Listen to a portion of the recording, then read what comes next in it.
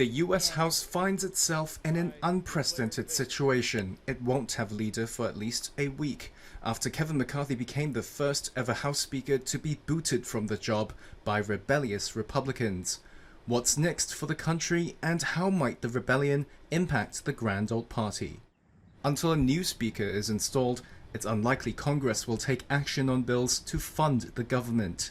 That legislative halt comes as another government shutdown deadline looms on November 18th. But with Republicans needing a week to choose a new speaker, it would stall talks on government funding. Hard-right conservatives like House Representative Matt Gaetz, who called for McCarthy's ouster, were angry over the then-speaker's failure to win extremely deep spending cuts in those funding bills. But if the eventual goal in removing McCarthy is to shut down the US government, Princeton University professor of American history George Henry Davis says that tactic could backfire on the GOP, as it did only a few decades ago with Newt Gingrich.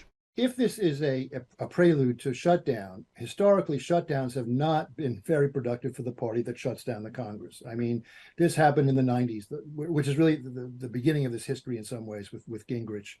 And, the Republicans unleashed Gingrich thinking that he would do a good job against the Democrats, and then he decided to take the whole country down with him with two shutdowns that basically reelected Bill Clinton in 1996.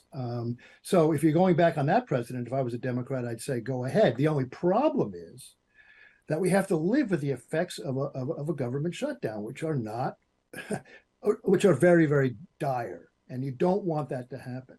You don't want to be the party that benefits from that, because everybody's going through a disaster. Much worse now even than in the 90s.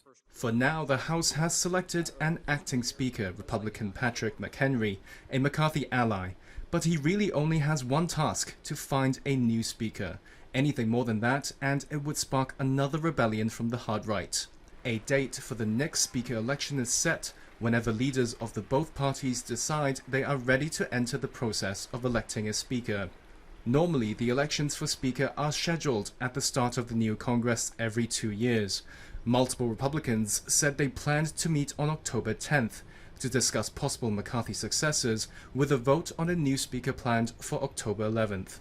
The deep divisions in the GOP were on display in January, as McCarthy for days could not get enough votes to win the speaker position and had to endure 15 ballots.